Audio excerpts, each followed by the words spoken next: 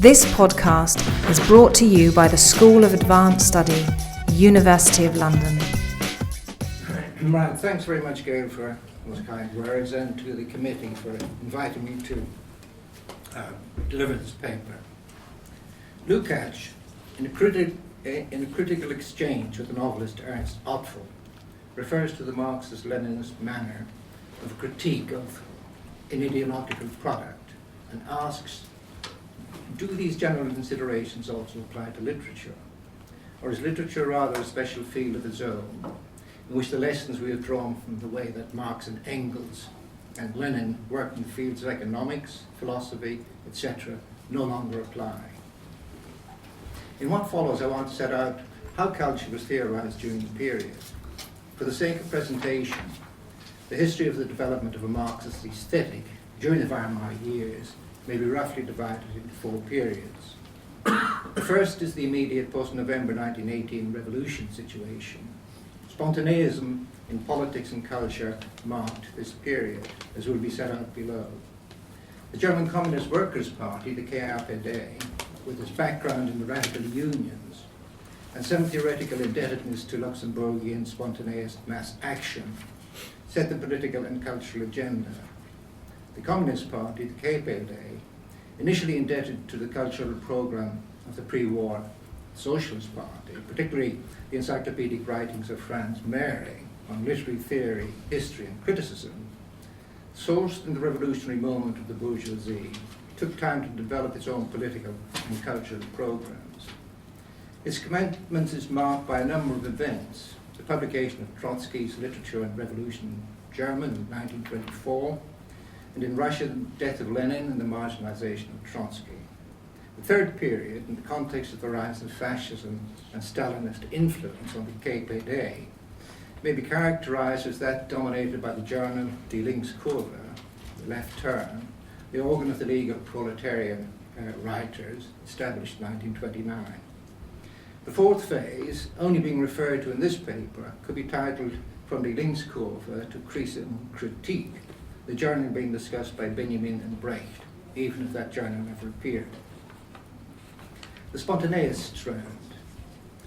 Three interlinked cultural political controversies in 1920 established a pattern which will engage the German left throughout the decade and into the early 1930s. The critical issue raised will be that between the role of the cultural heritage of the revolutionary bourgeois era in the development of proletarian revolutionary culture, on the one hand, and the demand for what Lou Merton characterized as, quote, a practical aesthetic, one not concerned with that heritage, even hostile to it, on the other. Defending the cultural heritage position was Gertrude Alexander, cultural editor of the KPD paper Die Rote Fahne. Her targets were the Berlin Dadaist and Piscator's proletarian theatre, both sympathetically defended by Lou Merton, a fellow Communist Party member.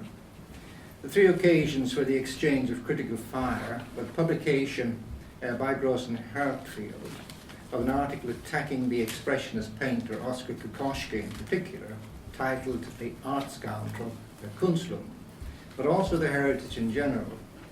Secondly, the first Art International Fair exhibition in Berlin in June 1920. And thirdly, the opening night of Piscator's proletarian theatre. The context of the Kunstler debate is indicative of one extreme of the relationship of politics to culture during the period. In the course of the counter-revolutionary Putsch of March 1920, fighting between the reactionary Freikorps and workers' militia broke out in Dresden in the vicinity of the Zwinger Gallery. That's the Otto Dix work from the period. The Zwinger is just around the corner. A stray bullet slightly damaged a Rubens painting. Kokoschka, then professor of fine art at the Academy, suggested that the combatants remove themselves to a nearby heath, where human culture would not be endangered, thus protecting for future generations, quote, their holiest treasures. The Gross-Hartfield response was published in the KPD's supporting journal Der Gegner, the enemy or adversary, published by Hartfield's brother, the poet Wieland Herzfelder, all Dadaists and KPD members, but opposed to its cultural heritage program. The bourgeoisie, they wrote, had armed itself with culture in its struggle with the proletariat. In a passage addressed to the workers, it is described, quote, as a decoy to sabotage your class consciousness, your will to power. It is a culture dependent on, quote, your constantly produced surplus value. Art and artists are a bourgeois invention. The designation art is the abolition of human equality. And consistent with her own Dadaist practice, proclaim that the artist does not produce from within himself, but processes, like a sausage machine, its meat, the world picture of its public. Alexander responded in the Erotifana that Gaughan, she wrote, believed it had done the working class a service by supporting pure vandalism. But the new communist humanity, quote, will decide what is of value, what best facilitates knowledge, historical understanding, the critique of humankind. What if not this, she asks, have communists and Marxists made available to direct the event on this necessary pathway, to recognize the necessity of revolutionary advance? In a subsequent article in Erotifana, Alexander's critique has now become more focused. Anarchy, spontaneism, and non-mediation feature. Now, Gaughan is accused of having an insurrectionist understanding of revolution. This article was published in the week following the German publication of Lenin's pamphlet, Left-Wing Communism and Infantile Disorder. Not mentioned in her text, but it's more than tempting to suggest its influence in the more structured rejection of the Gross-Hartfield polemic. Alexander's critique may be considered as combining Mehring's heritage program with Lenin's rejection of spontaneism as one constant in the continuing debate. Alexander viewed the work of the Dada exhibition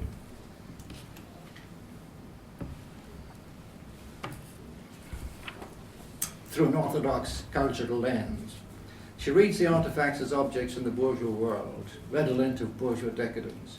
The Hartfield Schlichter assemblage, which is here the Prussian Archangel, the uniformed dummy of an army officer suspended from the ceiling, cap fixed on a pig's head, should be consigned to, quote, an anti-militarist panopticon where no one would raise any objection.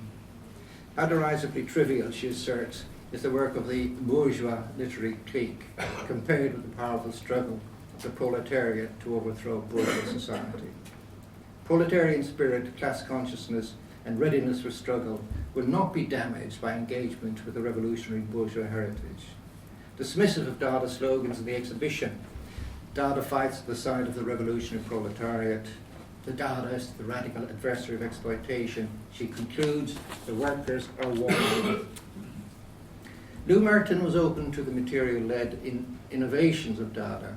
She had been closely involved with the Deutsche Werkbund Circle, an association of architects, designers, and critics engaged with materials, craft, and technology, a focus far removed from the cultural heritage program. Merton, in her Erotifana review, reads Dada as satire. What Dada attempts satirically with distinctive means, quote, may be beyond its reach. That the satiric dialectic is inoperative, when as today the substance of capitalism itself is thoroughly satiric. Capitalism's satiric dialectic renders obsolete traditional forms and concepts of art. Should Dada wish to deconstruct capitalism's satire, she writes, then they must abandon the ambition for art.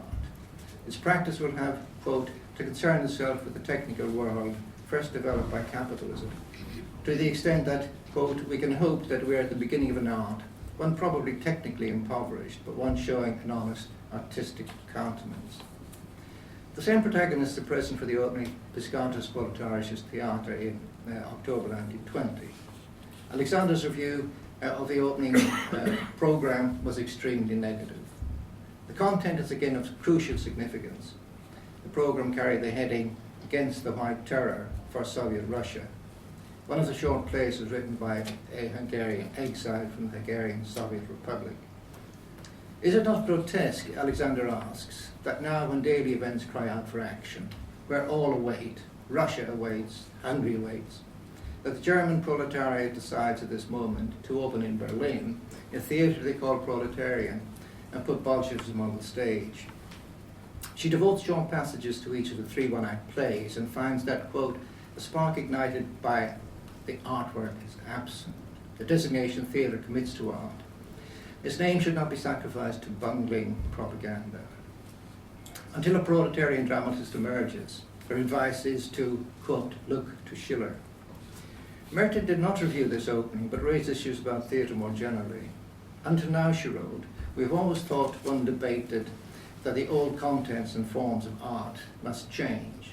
In my opinion, the first revolutionary question is not that, but rather to what extent that which exists, the presence of a specific art, here the theatre, is really and self-evidently necessary for future culture. In a later article, she stated that, quote, it is ridiculous to want to reroute proletarian consciousness through the bourgeois forms of artistic consciousness, to expect images and theatre performances which should completely reflect the content and form of the new social vitality, as yet latent and unconscious. The Communist Workers' Party, the KRPD, founding programme, proposed that elements of a subjective nature, that is, culture, must have been present which provide obstacles to an accelerated execution of revolution. They believed that the objective conditions were already present in Germany. A similar judgment had been made by Lenin in 1918 in his address to the Fourth Conference of Trades Unions and Factory Committees in Moscow. I quote, it would be more difficult to promote revolution in Western European lands because the high standard of culture there operates against the revolutionary proletariat, and the working class finds itself in cultural slavery. Another remarkable member of the Berlin Dialogue Circle, Franz Jung, novelist, playwright, and founding member of the KRPD, comments on the situation in an article, Proletarian Fiction, in the paper Proletariat in 1920. The gravity of revolutionary strategy had increasingly shifted westward, having to adapt to the already fully developed self-consciousness of Western proletarians. Literature being developed in the West, not Russia, was the source of incitement for the development of this self-consciousness. The KRPD program, quote, supports all revolutionary tendencies in knowledge and the arts, which correspond in their character to the spirit of the proletarian revolution. In an attempt to summarize this early phase of seeking to develop a Marxist aesthetic practice, I'm turning to an essay by another Dadaist, Wieland Herzfelder, Indra Gaughan, titled Gesellschaft, Künstler und Kommunismus, Society, Artists and Communism, in 1922. His brochure addresses the role of both party and artist in the transitional phase, the duration of which was the subject of difference between Lenin and Trotsky. It may, he writes, last years, decades even, and will require a great number of artists who worked for the bourgeoisie to commit to serving the interests of communism, the rigorous demands of which he sets out as an intense awareness of the structure and function of the very diverse social elements, with true comprehensive insight into the real conditions arising from forces of production, all to be understood from the position of communism. A poet himself, he points to an issue which is at the centre of their heritage spontaneous debate. The question of literary form, he wrote, has been slowly resolved over the past decades, but it is still a problem for the visual arts. Wary of poet cult, as were his fellow cultural producers, he warns artists against the dangers of, quote, bureaucratization. It would be foolish, he writes, to leave everything to party proceedings. Artists must seize the initiative down to the most precise details. A heavy requirement is made of the communist artist, quote, who must assume the responsibility that communism becomes the principle of a living consciousness, rather than that of a matter of statecraft and means of existence. The historical materialism debate. An exchange of articles between Alexander and Merton in a number of KPD journals substantively introduces the theory and practice of historical materialism as a critical method. Merton's 1920 brochure, Historical Materialism of the Substance and Transformation of the Arts, a Pragmatic Introduction, initiates the exchange. As mentioned briefly above, her background included close contact with founding members of the Deutsche Werkbund, evidence for which may be detected in her concerns with the role of handwerk, craft, and the machine in the world of what she labelled the so-called arts. The sociological art history of Wilhelm Hausenstein is also present. The work of Marx is invoked at the beginning. I quote, the Marxist method, with its dismantling and reconstituting dialectic, is the best means for achieving the purpose set. Our program for the genesis of culture may be provisionally summarized as follows. Marxists claim that work is the basis on which art arises, that the material and the technical take precedence over the ideological in the realization of the artifact, that form takes precedence over content, in the sense that potential content can only be materially realized when formally presented. The Gothic cathedral was one example discussed. Merton rejects the claim that the Gothic cathedral arose from spiritual sources. Such thinking, she writes, ignores and forgets the primary material foundation from which the Gothic rose, and which alone can bestow on every spirituality wishing to express itself a convincing corporeal presence. The emphasis on the materialist dimension is not mechanistic, she claims, but denotes a kind of metabolic exchange. Quote, the exchange emanating from the technical undergoes a physical, psychic, expressive energy. She references Marx on his comments on the relation of technical discoveries, the microscope and other instruments, to a greater understanding of nature and in turn of all philosophy. Handwork and technique, she writes, underlie the soaring technology of the Gothic. And the ideology of the church used this symbol but did not invent it or determine it. Alexander prioritized the ideological, the spiritual, and fundamentally rejects Merton's position. She subscribed to the formal qualities of the tradition, but insists that the psychic be contextualized within the requirements of historic materialism. Architecture and the art of masonry were sufficiently well established, she argued, to solve a problem such as that of the Gothic, but it was first resolved when it presented itself on economic and ideological grounds in the Marxist sense, as arising from spiritual religious needs, which are the reflection of particular economic relations of domination and dependency. Merton, she claimed, had in regarding the technic in the first instance as the economic foundation of the arts, produced a narrowing of the wide horizon Marx had opened up for us, in which, quote, he recognized under economic foundations the total complex of the socialization of human beings and their associated practical organizations of work, through which the organization, the conscious formation, and the unconscious coming into being of their spiritual orientation and creativity was achieved. Merton's historical materialism, quote, lacks the spiritual bonds, and consequently the authoress does not succeed in penetrating to the recognition of the dialectic of phenomena, whose outcome depends on, quote, exact deployment of the historical method dialectically and not mechanically from without, phrases which later be used by Wittfogel and Lukács to critique left radical writers. The second stage is introduced by Karl August Wittfogel's writings in Eurotofana in 1925, which appeared under the heading concerning proletarian culture. A section titled, Does a Proletarian Culture Exist?, introduces one of the most contentious issues on the left. The opposing positions of Trotsky and Lenin are set out. In Trotsky's concept of world revolution, the dictatorship of the proletariat is only a transitional phase. Lenin, on the other hand, spoke of the dictatorship as, quote, a world historic epoch. These differences giving rise to different concepts of culture. Lenin's dialectical insight into the varying transitional conditions internationally allowed him to acknowledge unconditionally not just the possibility, but the necessity of proletarian culture. As Leninist Marxist Wittfogel wrote, we follow the foundational theses of Lenin. The way mapped out by Lenin is the only one which makes possible, quote, the spiritual and therefore the organizational and political emancipation of working class.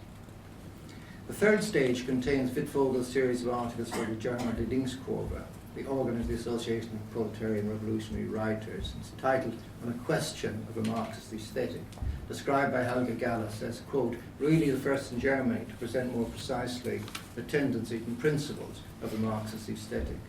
They were written between 1930 and 1931. An outline only can be provided here. The title of the June article, Cantor Hegel, the starting point for a Marxist aesthetic, establishes the focus of his series. Hegel wrote that encountering the objective dogmatism of his predecessors, Kant substituted a subjective dogmatism. But Hegel's philosophy, Wittfogel writes, unites both in a higher unity, if admittedly also with metaphysical idealist symptoms. In Kant's thinking, quote, being and consciousness were externally and superficially connected, whilst Hegel's philosophy of totality shows the world as a self-contradictory unity, conceptually sustained. From this, Wittfogel deduces that, quote, forms of thought and forms of art are no longer accidentally and externally bound with their subject matter, but necessarily so. And refuting Kant and Schiller, writes that, quote, the form of a work of art does not function to efface the content, to cause its disappearance, but in fitting manner to bring to expression the essence of the event. Whereas Kant only saw the play of beauty, Hegel saw, quote, the people deposit their richest inner intuitions and ideas in art. Far from being pure appearance, Hegel wrote, the representations of art are relative to customary reality, endowed with a higher reality and a more truthful existence.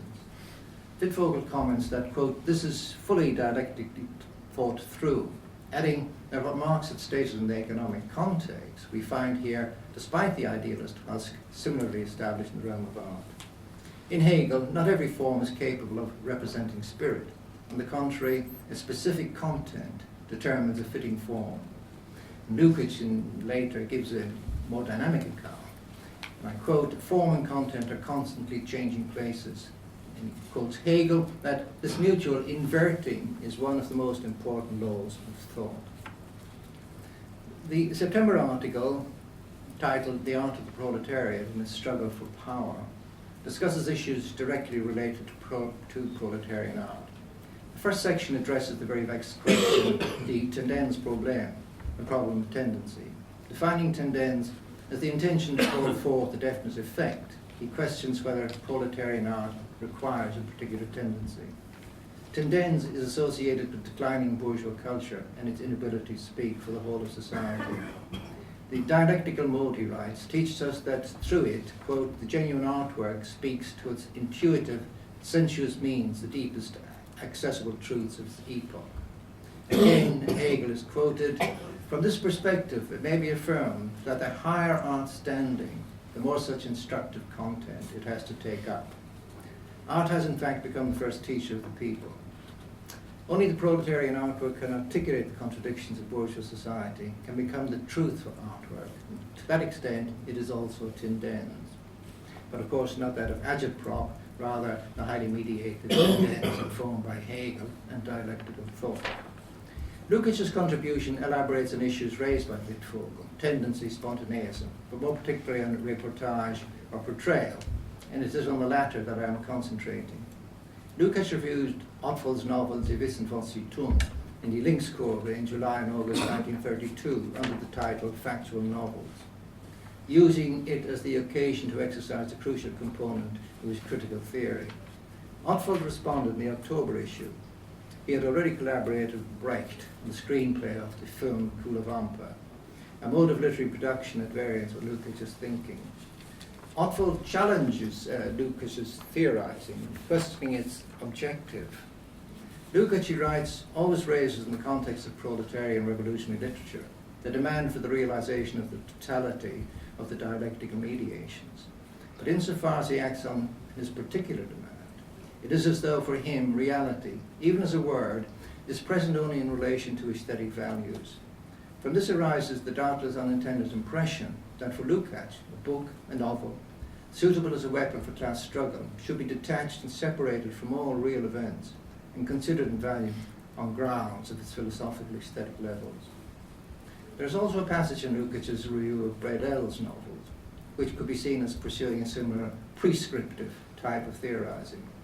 He refers to Marx and Engels, who, quote, repeatedly gave the dialectic of subjective and objective factors in social development a correct dialectical formulation, with regard to, quote, the active function of this subjective factor in the transformation of objective conditions, processes through which the proletariat becomes a class for itself.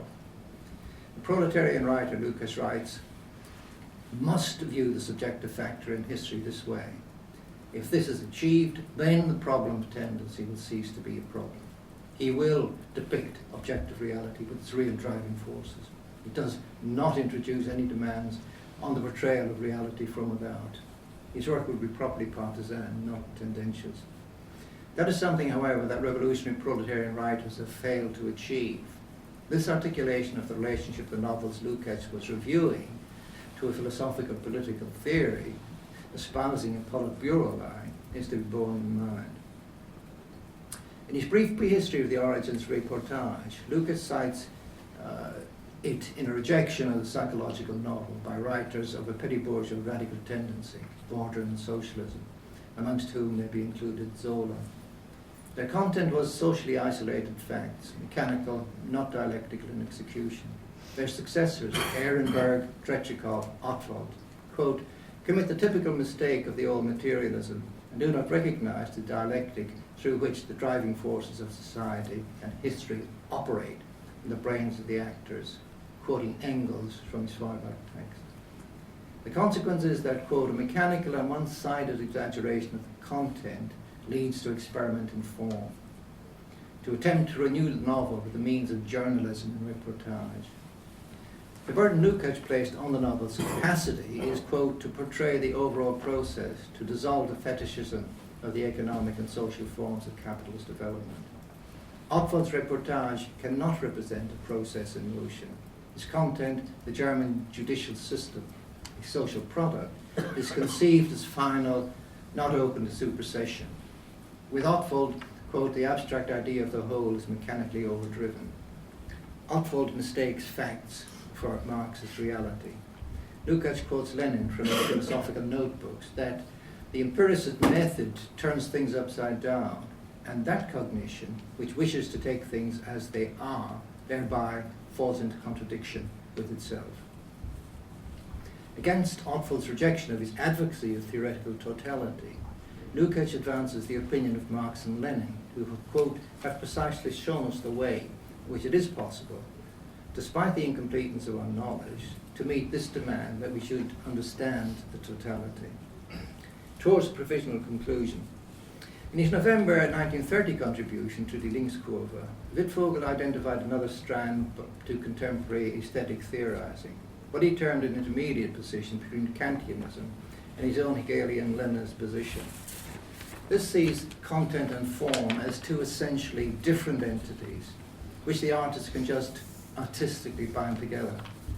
The chief advocate of this conception, in which only an external relationship between content and form is proposed, is Lou Merton, whose, quote, comprehensive work we will address on another occasion. He sharply critiqued her position of prioritizing material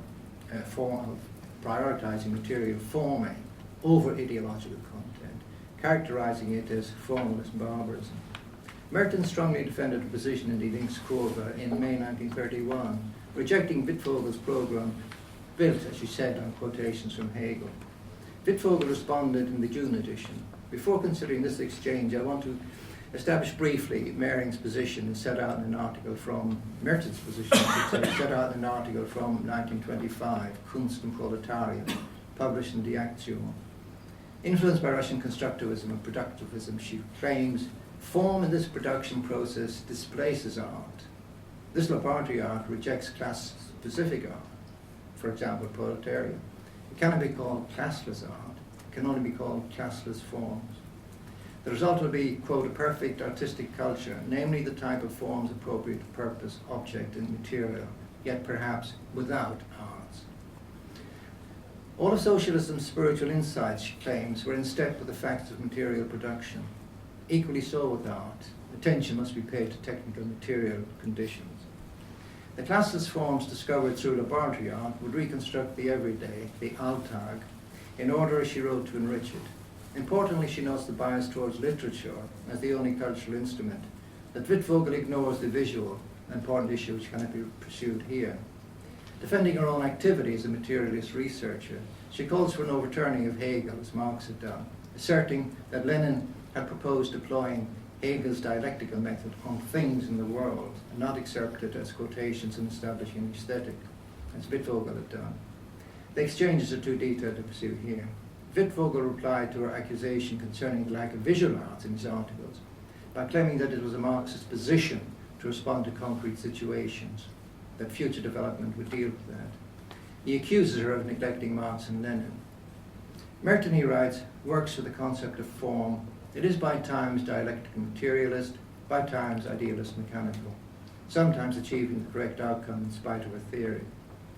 And what seems less like a knitting up of the torn halves and more like a stitch-up, Wittfogel invites her to participate in the cultural struggle by modifying her position on form.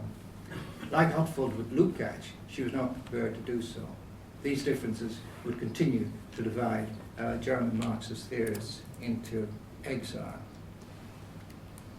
And I just want to reprise the arguments of the second on the left image here from Piscator's staging of Hassek's great open text anti-war novel, The Adventures of the Good Soldier Zweig, which is also scripted by Brecht and Gaspara, with visuals by George Gross.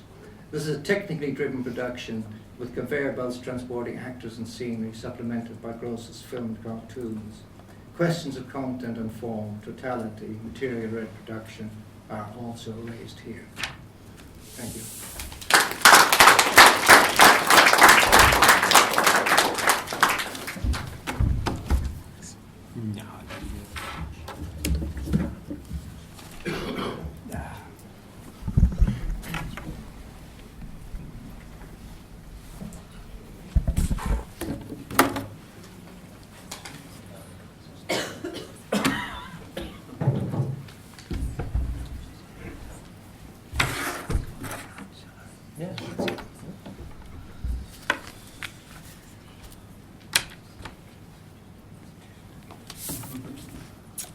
Right, so thank you all very much for coming, and thanks to the MIC committee for inviting me to give this talk.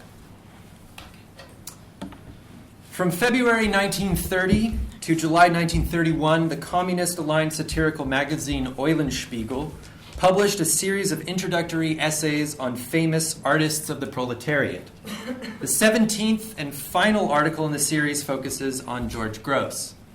Widely known among working-class readers, and a one-time member of the German Communist Party, or KPD, the piece celebrates the revolutionary elan of his drawings from the early 1920s and quotes the response to such works by a Ruhr miner and leader of one of the councils formed there during the uprisings of 1922-1923.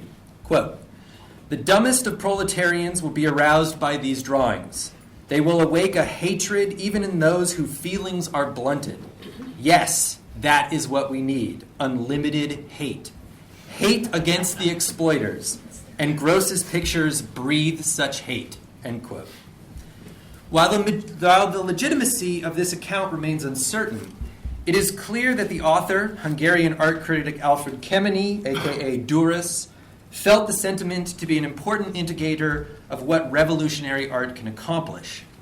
Duras places Gross in a lineage of great satirical artists, Hogarth, Goya, Daumier, and celebrates the efficacy of graphic satire as a proper communist art form. I begin with this article because it speaks to the capacity of visual images to effectively convey political messages and or class-conscious points of view, a subject of great concern for the KPD during the Weimar period. All too often this subject has been analyzed in strictly formal terms, with scholars selectively distinguishing between the radically self-critical and or reflexive aesthetic strategies of committed avant-gardists and the unequivocal, more legible propagandist produced by artists aligned with the KPD. The reality, of course, is that the producers of both kinds of work were often one and the same, avant-gardist and communist propagandist combined. My dissertation focuses on partisan graphic satire as a site of convergence between these porous milieu. Although recognized as a popular and legitimate form of art in its own right, what graphic satire could do was ultimately a more important factor for left-wing artists and parties than its aesthetic status. And what it did, arguably better than any other mode of visual art, was to make tendentious subject matter entertaining. Sabina Kriebel has touched on this in her recent study of John Hartfield's late montage covers for the Arbeiter Illustrierte Zeitung. She claims that Hartfield's images interpolate an alternative communist subject, distinct and therefore all the more real, from the masculine, militarized proletarian stereotype that populated so much communist visual culture during the so-called Third Period, the late 20s. This alternative communist, she writes, is, quote, "one who indulges in puerile humor, contemptuous laughter, the aesthetics of distaste, and one who revels in unstable meaning," end quote. My own research suggests that just such a mode of address long characterized the illustrated satirical magazines produced by the left during the Weimar period, as they sought to resonate with the lived experience of working-class Germans through humor, parody, and caricature.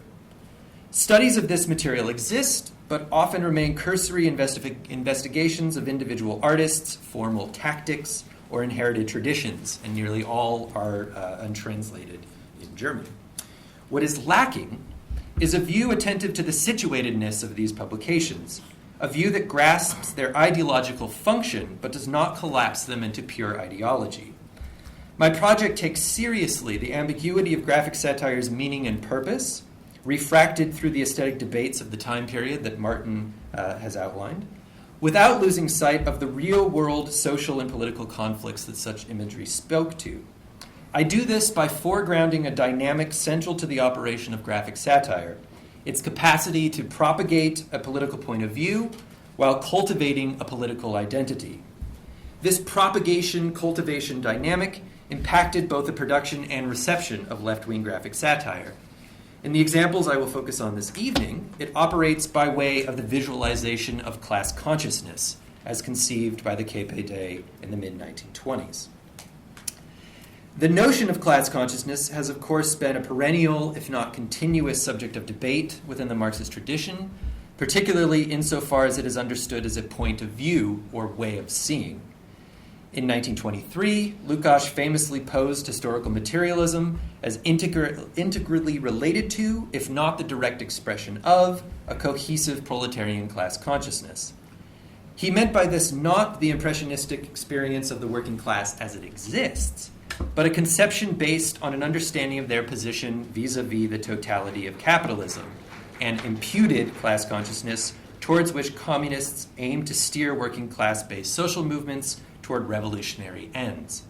But what does it look like, this class consciousness? How does it alter one's perspective?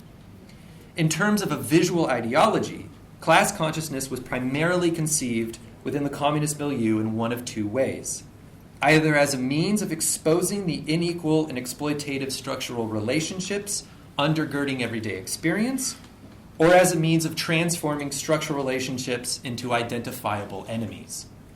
In other words, a critical conception of ideology meant to expose false appearances, contended with a more neutral conception of ideology meant to instill a partisan Weltanschauung, or outlook.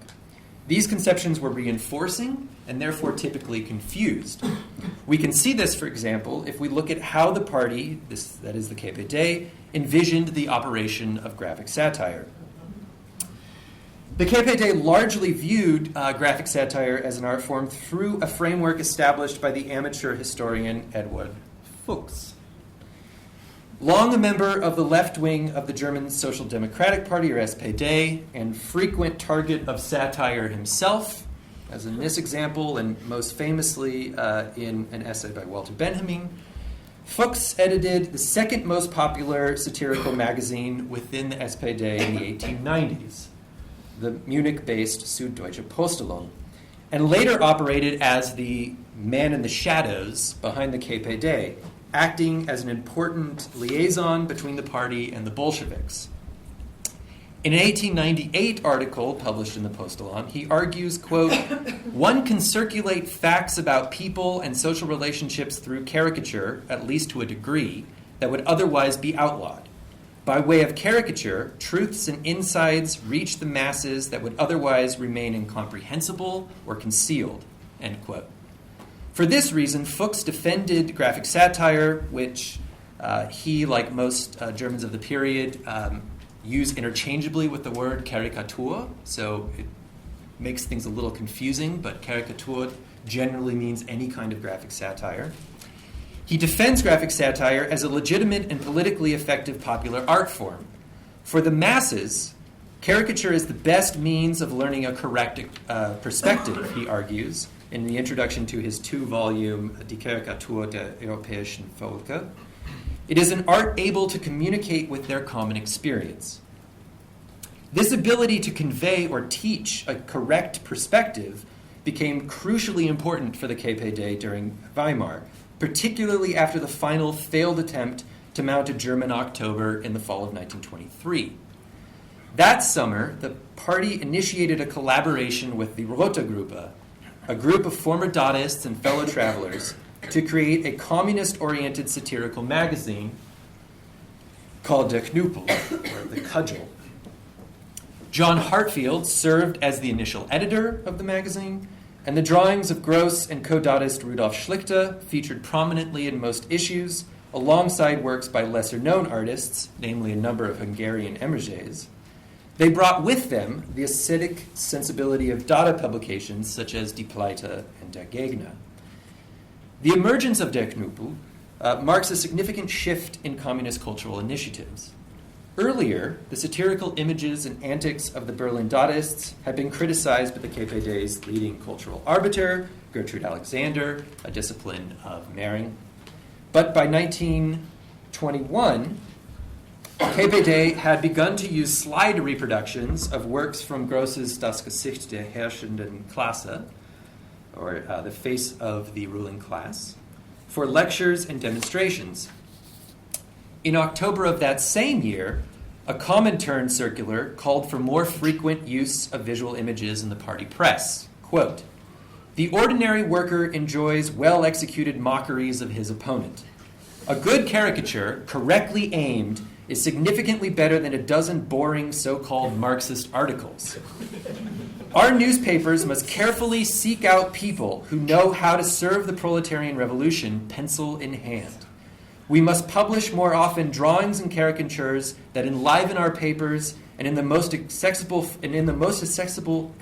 form possible, explain what needs to be explained." End quote.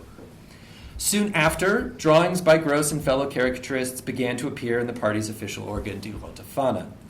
The creation of Der Knüppel and other specialty publications, such as Roter Stern, which was a photography illustrated magazine, Die Kommunisten, which was a magazine targeted towards women, and Rote Bilderbogen, which there was a few of these, but they're kind of sort of comic strip publications, grew directly out of this shift, coinciding with the promotion of the United Front and attempts to reach broader audiences.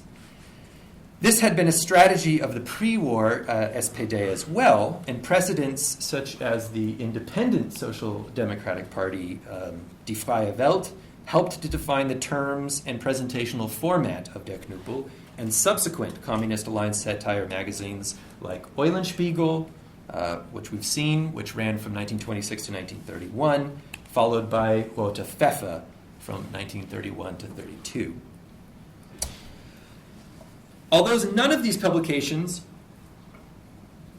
touched the dominance of commercial magazines such as the Berliner Illustrierte Zeitung, or the Berlin Illustrated Newspaper, or the humor or the commercial humor magazine Uhu, they were popular with working class readers.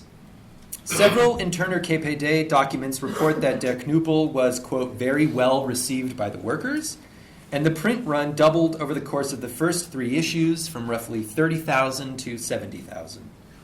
And it stayed at about 60 to 70,000 until it ended in 26. Moreover, the party deployed the magazine in conjunction with other materials for specific political campaigns. Internal reports from the Agitprop department describe how in the summer of 1924, over 100,000 copies of an anti-war themed issue of Der Knüppel were published specially for use in an international political campaign sponsored by the Comintern, along with 5,300,000 copies of 6 different flyers and directives from the executive committee to guide Agitprop efforts at the national level. While its deployment of graphic satire clearly suggests that the KPD sought to harness its capability to convey a correct perspective for agitprop purposes, the content or outlook of this perspective was less clear. What constituted a correct perspective? The KPD's agitprop department muddled over this question for years. How to compete with views of reality perpetuated by the bourgeoisie and or capitalism was a frequent subject of internal discussion and addressed publicly at the National Agitprop Conference held in conjunction with the KPD's 10th Party Congress in the summer of 1925. There, Max Engel, then head of the Central Agitprop Department, explained that the key concern facing the party was to determine how the working class comes to see the world and events through bourgeois glasses. Engel goes on to argue for a cohesive communist point of view because, although there is a contradiction between the bare facts of exploitation and bourgeois phraseology, it is not enough to just point out the facts. Engels' mention of glasses was more than just a metaphor. It points to a common trope in the history of graphic satire that left-wing artists of the period had been using to promote class-conscious communist viewpoint. Typically, as in this cover from a 1929 issue of Eulenspiegel, the trope is used to connect certain policies or political initiatives with an adherence to a particular perspective or political ideology. In this case, linking support for the construction of battleships, a hotly contested debate at this time, with the irredentist nationalism of the NSDAP. This 1924 cover of Lachenlinks, the SPD's Weimar satirical magazine, operates much the same, linking Ludendorff's notorious blue spectacles with the right's view for the future. And the story here is that when Ludendorff fled Germany after the November Revolution, he wore a disguise, he wore a wig and blue spectacles and ran away to Sweden. And so from thereafter, he is associated with these blue spectacles. And there's actually, I found a story where Werner Scholem, when he was a parliamentary deputy for the KPD, would wear blue spectacles to parliament and taunt Ludendorff over the blue spectacles. So here, this works much the same. And the efficacy of this trope remains true to this day, as evident in this American example from last year. A special election pamphlet produced by the Der Knüppel artists in the fall of 1924 provides a much more sustained and reflexive usage of the trope of glasses that plays on the two conflicting conceptions of class consciousness I mentioned at the beginning and epitomizes the propagation-cultivation dynamic at the basis of partisan graphic satire. Entitled Die rote-rose Brille, or the rosy-tinted glasses, it appeared in October 1924, during a 3-month suspension of Der Knüppel by the authorities, and in the lead-up to parliamentary elections that December. In place of where the Reichstag should be, indicated by the surrounding buildings, the Brandenburg Gate, there's a statue of Bismarck that used to be in front of the Reichstag, we find instead a giant toilet, crowned with an overtitle entreating us to flush its contents. Beneath the image is a poem that introduces the glasses trope. "'Twas in the beauteous month of May, and we had shivers in our bones for the SPD. On voting day had promised us everything. They promised justice and freedom, fair wages, food, and other delights. And where's all that, my dear son, you'd like to know? Well, go on, behold. With these rose-colored glasses, you can see the riches accumulate. If this is what you like, then go and vote for the SPD. But if you want to clean out the shit, then cast your vote for the communists." The suggestion here is that the promises the SPD had made during the previous parliamentary elections in May meant shit, and that it is only through rosy-tinted glasses that such shit could ever appear to be the riches that had since accumulated. Thus, a common idiom in most European languages is first visualized and then politicized to lambast the Social Democrats. Although I have found an earlier precedent on the front cover of an 1891 issue of Lustige Blätter, a liberal-oriented commercial satire magazine, in this case referring to Chancellor Caprivi at the time, inability to see the immiseration of lower-class Germans. This is how he sees them. Rosa-rote Brille extends the trope through the issue.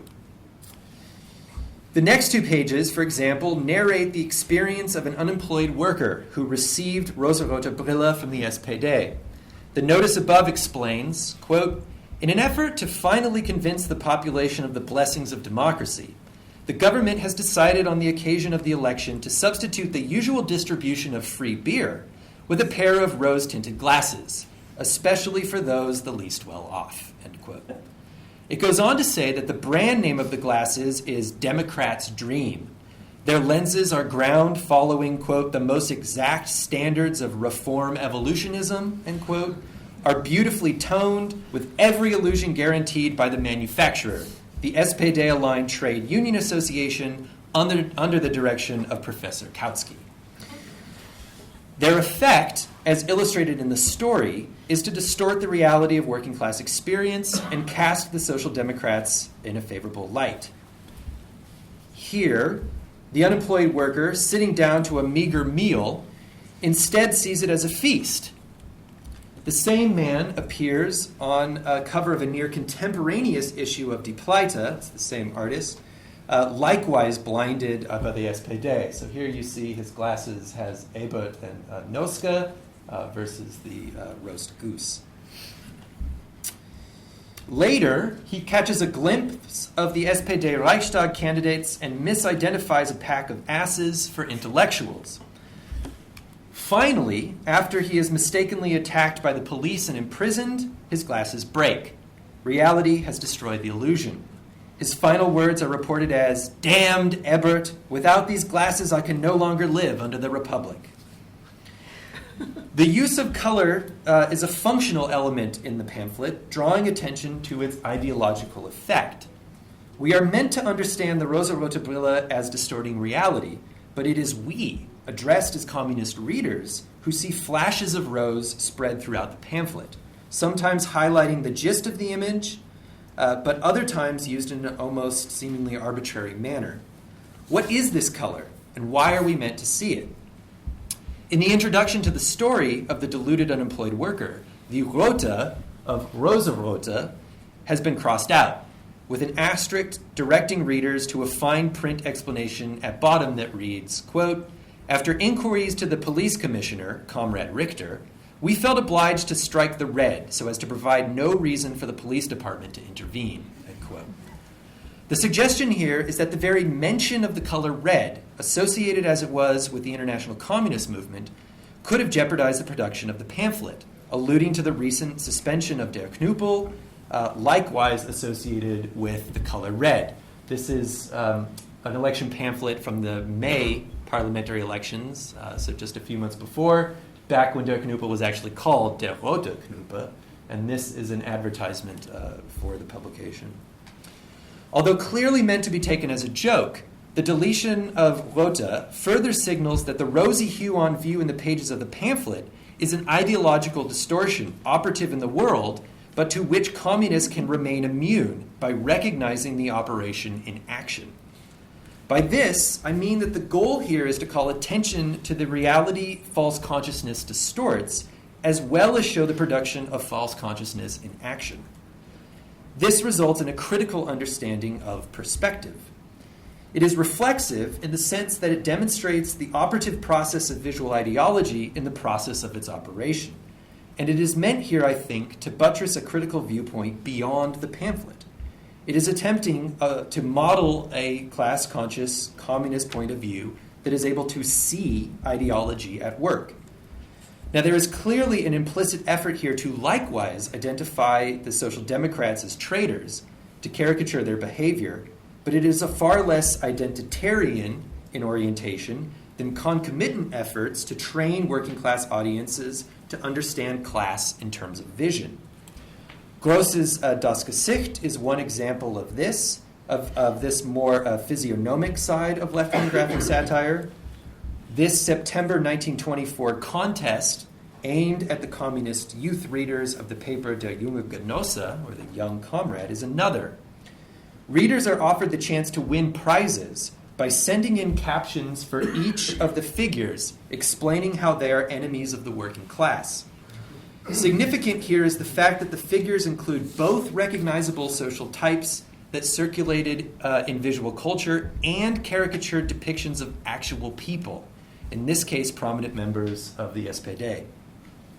Obviously, these drawings retain a satirical sting, but their usage differs significantly. They have been repurposed for what seems purely instructional ends, the goal being to help establish a visual means of differentiating between us and them. This constitutes a less reflective conception of class consciousness, based upon a neutral sense of ideology that endeavors not to expose ideologies distorting power, but to instead substitute one Weltanschauung for another.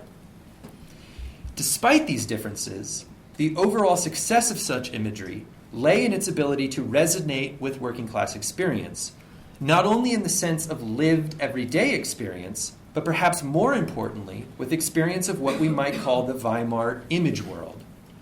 Ursula Horn argues in a study of the period that post-1917 graphic satire employed similar social types and symbols that were, quote, already integrated into mass consciousness before the war, end quote. Artists could therefore rely upon a certain familiarity with common visual tropes and the supposition that readers would bring mental images with them, gathered from their experience of an image-saturated reality. Graphic satire is a parasitic art form by design, after all. It requires active viewership insofar as it relies upon common knowledge of events and imagery in order to work, much like ideology is able to fashion a common sense out of experiences that don't add up. For example, the image at right of President Ebert and Gustav Noske, published in Die Pleite after the failed and bloody attempt at a communist uprising in Hamburg and Saxony in 1923, relies upon knowledge of this event, or even first-hand experience, as well as knowledge of the famous image at left of the two leaders that appeared on the cover of the Berlin Illustrated newspaper in the summer of 1919 and was immediately lampooned across the political spectrum. The effect of the 1923 image depends upon a resonance with both knowledges and results in a new way of looking at these men, their kind, and the order that backed them, or so it was hoped. In an essay from 1938, Ernst Gombrich argues that the power of caricature stems from its permanent transformation of a target in the mind of viewers by means of distorted depiction. Quote, "We learn through the artist to see the target as a caricature. He is not only mocked at or unmasked, but actually changed. He carries the caricature with him through his life and even through history. Great satirists are very well aware of their magic power to evoke in the memory picture the repetition of the transformatory process," end quote.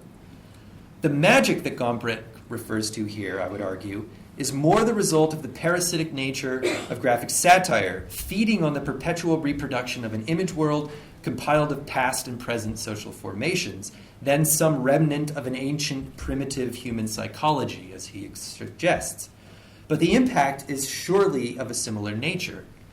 Effective graphic satire works upon knowledge of events or figures to establish a countervailing memory picture that is not easily forgotten, just as caricature proper can forever color one's perception of individuals or groups.